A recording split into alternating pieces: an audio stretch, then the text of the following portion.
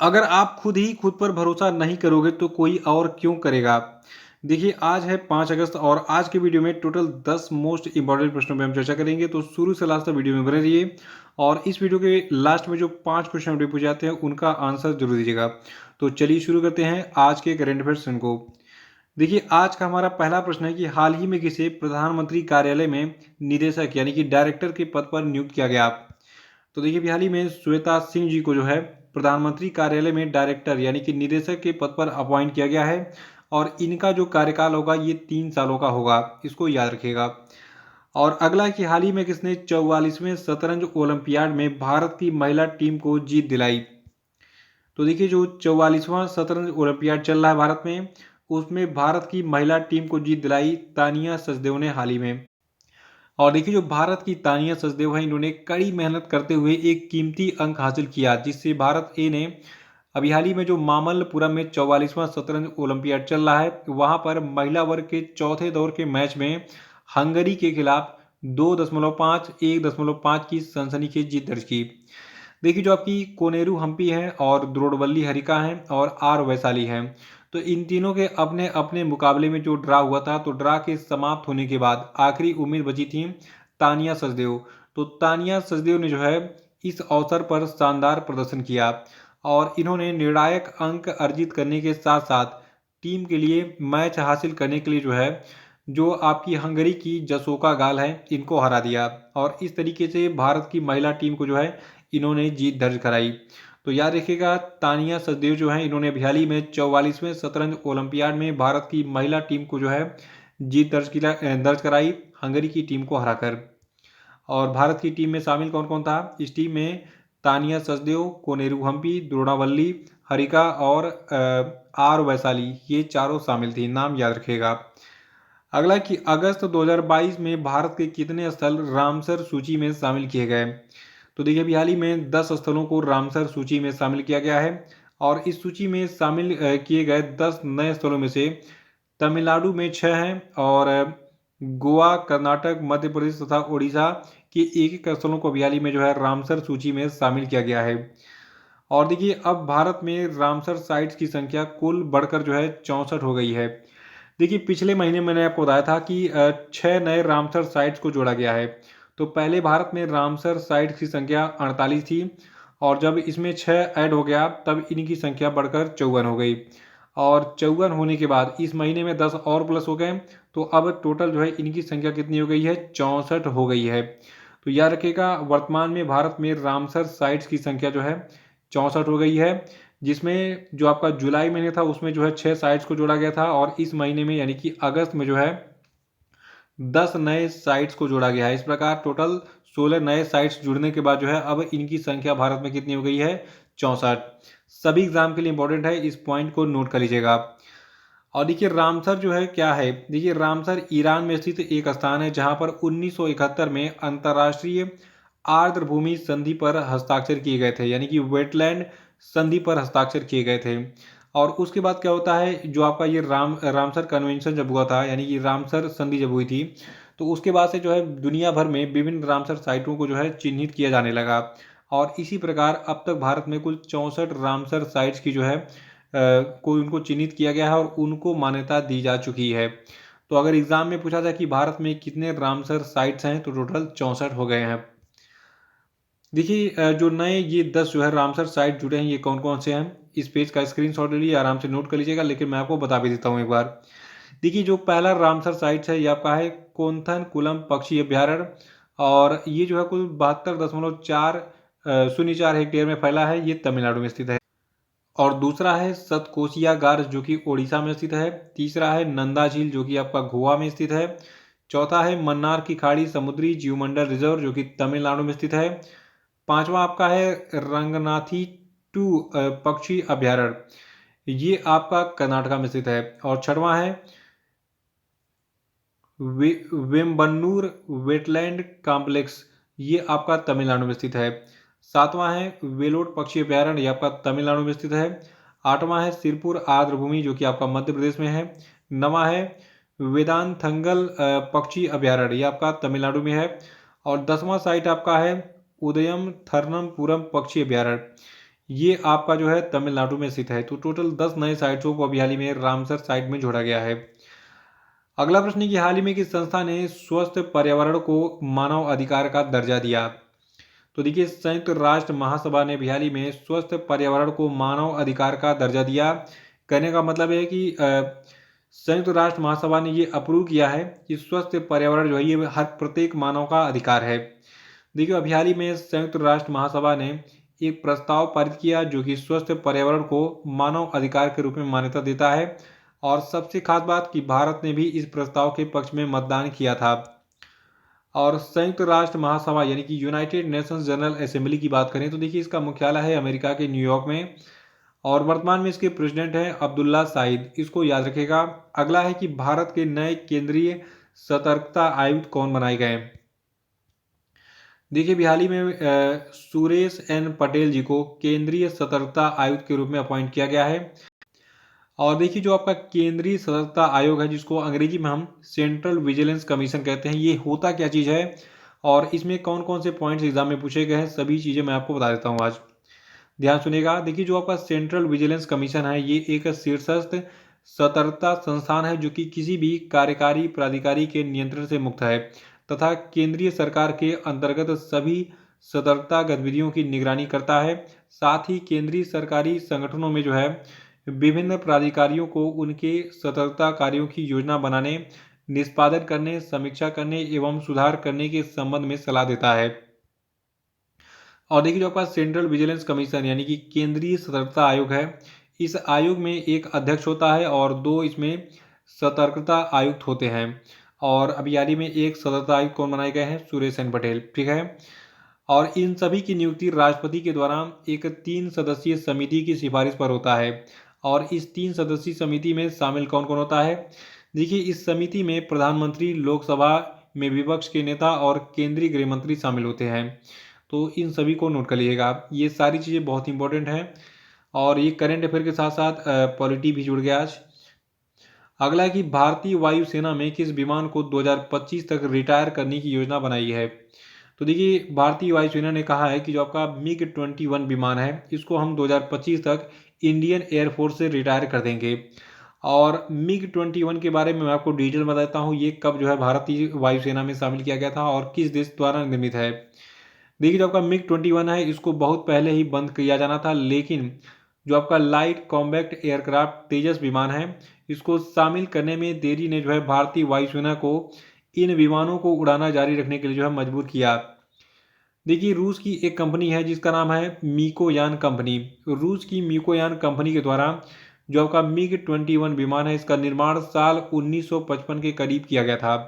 तो 1955 में इसका निर्माण शुरू हुआ था और भारत ने 1963 में कुल 874 MiG-21 विमानों को अपने बेड़े में शामिल किया था। तब से जो है ये सभी 1963 से सेवाएं दे रहे हैं। वर्तमान में भारतीय वायुसेना इसके अपग्रेडेड वर्जन MiG-21 बाइसन का प्रयोग करती है। देखिए, भारत की हिंदुस्तान एरोनॉटिक्स लिमिटेड जो है ये इस विमान को लाइसेंस के तहत अपग्रेड करती रहती है। यानी कि जो MiG-21 विमान है इसको बार बार अपग्रेड किया जाता है ताकि इसमें इंजन में खराबी ना आए, ये सुचारू रूप से काम करते रहे। तो इसलिए हिंदुस्तान एरोनॉटिक्स लिमिटेड को लाइसेंस मिला है इस विमान को अपग्रेड करने के लिए। याद रखिएगा, MiG-21 विमान 2025 तक जो है इंडियन एयरफोर्स से रिटायर हो जाएगा। अगला कि भारत में अब तक कितने हजार से अधिक स्टार्टअप्स को मान्यता मिली है? तो देखिए, भारत में अब तक जो है 75,000 स्टार्टअप को मान्यता मिली है। और देखिए, कुल मान्यता प्राप्त स्टार्टअप में से लगभग 12% जो है ये इंफॉर्मेशन टेक्नोलॉजी यानी कि IT सेवाओं की, 9% स्वास्थ्य सुविधा और जीव विज्ञान की, 7% जो है शिक्षा की, और 5% व्यावसायिक और वाणिज्यिक सेवाओं की, और 5% कृषि की जरूरतों से संबंधित है। और देखिए, भारतीय स्टार्टअप इकोसिस्टम ने 7.46 लाख रोजगार पैदा किए और इसमें गत 6 वर्षों में सालाना 110% की वृद्धि हुई है। और देखिए, वास्तव में हमारे कुल स्टार्टअप्स में से 49% Tier 2 और Tier 3 शहरों से हैं, जो हमारे देश के युवाओं की जबरदस्त क्षमता का परिचायक है। नेक्स्ट है कि हाल ही में किस वन्य जीव संरक्षण अधिनियम में संशोधन करके वन्य जीव संरक्षण संशोधन विधेयक 2021 को लोकसभा ने मंजूरी दी? देखिए किसी भी अधिनियम में अगर संशोधन होता है तो वो एग्जाम में जरूर पूछता है कि किसमें संशोधन करके नया संशोधन लाया गया। तो देखिए जो आपका वन्य जीव संरक्षण अधिनियम 1972 था, इसमें अभी हाल ही में संशोधन किया गया है। और वन्य जीव संरक्षण संशोधन विधेयक 2021 को लोकसभा में लाकर उसको अप्रूवल भी अभी हाल ही में दे दिया गया है। देखिए जो वन्य जीव संरक्षण अधिनियम 1972 ये क्या कहता है? ये कहता है कि किसी भी व्यक्ति को वन क्षेत्र या केंद्र सरकार द्वारा निर्दिष्ट किसी भी ऐसे क्षेत्र से किसी भी पौधे की प्रजाति या जीवित हो या फिर मृत हो, इसको जानबूझकर तोड़ने, उखाड़ने, नुकसान पहुंचाने, नष्ट करने, एकत्र करने, बेचने या फिर स्थानांतरित करने से ये जो है प्रतिबंधित करता है। यानी कि आप जो है जंगल में जाकर या फिर कोई भी ऐसा क्षेत्र हो, ठीक है, जो कि सरकार के द्वारा निर्दिष्ट हो कि ये क्षेत्र जो है ये सरकार के अंदर में है, आप वहां जाकर किसी भी पौधे को उखाड़ नहीं सकते हैं, चाहे छोटा हो चाहे बड़ा हो। या फिर कोई वहां पे अगर पौधा डेड पड़ा है, सूख गया है, तो उसको आप तोड़ नहीं सकते हैं जानबूझकर, ठीक है। उसको उखाड़ नहीं सकते हैं, नुकसान नहीं पहुंचा सकते हैं, नष्ट नहीं कर सकते हैं, आप उसको इकट्ठा करके जो है उसको कहीं ले जा नहीं सकते हैं। इन सारी चीज़ों से जो है प्रतिबंधित करता है वन्य जीव संरक्षण अधिनियम 1972, ठीक है। लेकिन फिर भी लोग जंगल में जाते हैं, पेड़ वेड़ तोड़ते हैं, डालियां काटते हैं, लकड़ी लेकर आते हैं। तो हर नियम का थोड़ा सा अपवाद होता ही है। अभी देखिए जो हाल ही में वन्य जीव संशोधन विधेयक 2021 लाया गया है, तो इसमें क्या बातें कही गई हैं, संशोधन किन किन चीज़ों में होगा, इसको भी जान लीजिए। देखिए पिछले 8 वर्षों में देश में संरक्षित क्षेत्र की संख्या 693 से बढ़कर 987 हो गई है, जिसमें 52 बाघ अभ्यारण्य शामिल है। और इस विधेयक में संरक्षित क्षेत्रों के बेहतर प्रबंधन के लिए संशोधन करने का प्रस्ताव है। और ये विधेयक एक स्पष्टीकरण सम्मिलित करने का प्रयास करता है ताकि ये प्रदान किया जा सके कि स्थानीय समुदायों के द्वारा कुछ अनुमत गतिविधियों जैसे कि चराई या पशुओं की आवाजाही, पीने और घरेलू पानी के वास्तविक उपयोग को अधिनियम की धारा 29 के तहत गैर निषेधात्मक माना जाएगा। और ये जब्त किए गए जीवित जानवरों की बेहतर देखभाल और जब्त किए गए वन्यजीव भागों और उत्पादों के प्रावधानों को सम्मिलित करना चाहता है, ताकि केंद्र सरकार के द्वारा निर्धारित शर्तों के अनुसार स्वामित्व प्रमाण पत्र वाले व्यक्ति द्वारा जीवित हाथियों के हस्तांतरण या फिर परिवहन की अनुमति दी जा सके। और ये अधिनियम प्रस्तावना में संशोधन करने का प्रस्ताव करता है ताकि वन्य जीवों के संरक्षण और प्रबंधन के पहलुओं को शामिल किया जा सके जो अधिनियम के द्वारा कवर किए गए हैं, और स्पष्टता के प्रयोजन के लिए अधिनियम की अनुसूचियों को युक्ति संगत और संशोधित करते हैं। तो ये था आपका वन्य जीव संरक्षण संशोधन विधेयक 2021 का मेन पॉइंट, इसको नोट कर लीजिएगा। अगला कि हाल ही में कॉमनवेल्थ गेम 2022 में सौरव घोषाल ने स्क्वैश में भारत को कौन सा पदक दिलाया? तो देखिए स्क्वैश में कांस्य पदक जीता है अभी हाल ही में सौरव घोषाल ने, और ये जो है स्क्वैश प्रतियोगिता में पहला पदक है।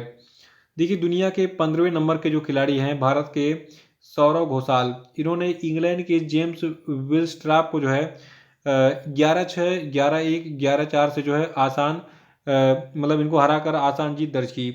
और देखिए इसी जीत के साथ जो आपके सौरव घोषाल हैं, इन्होंने राष्ट्रमंडल खेलों में स्क्वैश की एकल स्पर्धा में भारत को पहला पदक दिलाया। तो याद रखिएगा सरल शब्दों में कि सौरव घोषाल ने स्क्वैश प्रतियोगिता में इंग्लैंड के जेम्स विलस्ट्रॉप को जो है 11-6, 11-1, 11-4 से जो है हराकर भारत को कांस्य पदक दिलाया। अगला कि हाल ही में किस राज्य सरकार ने आंगनबाड़ी बच्चों के लिए अंडे और दूध योजना शुरू की? तो देखिए इस अंडे और दूध योजना को शुरू किया है केरल की सरकार ने। केरल के आंगनबाड़ियों में 3 से 6 साल के जो बच्चे हैं तो उनको दूध और अंडे देने की योजना शुरू की गई है ताकि उनका शारीरिक विकास हो सके। और मुख्यमंत्री पिनराई विजयन ने कहा है कि 33,115 आंगनबाड़ियों के 4 लाख बच्चों को सप्ताह में 2 बार दूध और अंडे दिए जाएंगे।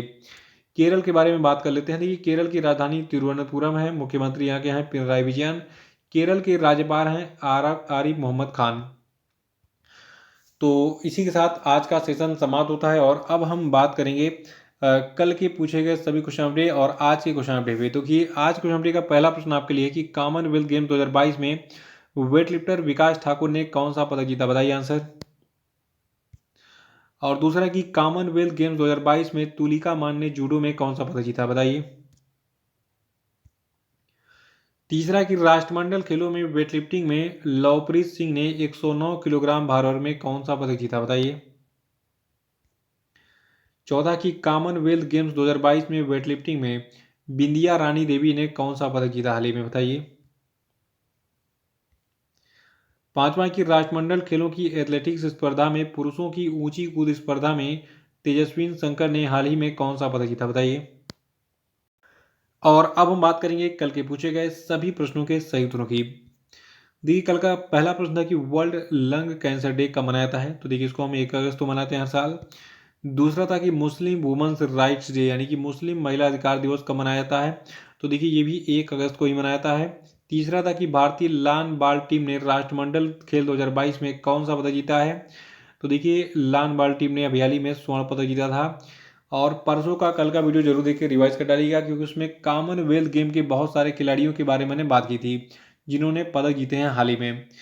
चौथा था कि भारतीय बैडमिंटन टीम ने मिक्स्ड टीम इवेंट के फाइनल में किस देश को 3-1 से हराकर सिल्वर मेडल जीता है, तो देखिए मलेशिया को हराकर जो है सिल्वर मेडल जीता है कॉमनवेल्थ गेम में भारतीय बैडमिंटन टीम ने। और देखिए पांचवा था कि कॉमनवेल्थ गेम 2022 में भारतीय पुरुष टेबल टेनिस टीम ने किस देश को हराकर गोल्ड मेडल जीता, तो देखिए देश आपका सिंगापुर है। तो इसी के साथ ये सेशन ही समाप्त होता है। और अगर आप अर्धवार्षिकांक, वार्षिकांक, मंथली करंट अफेयर और मतलब अन्य करंट अफेयर और बहुत सारी चीज़ों की पीडीएफ को डाउनलोड करना चाहते हैं तो डिस्क्रिप्शन बॉक्स में इसकी लिंक दी गई है, वहाँ पे क्लिक करके इनको डाउनलोड कर सकते हैं। जय हिंद, जय भारत।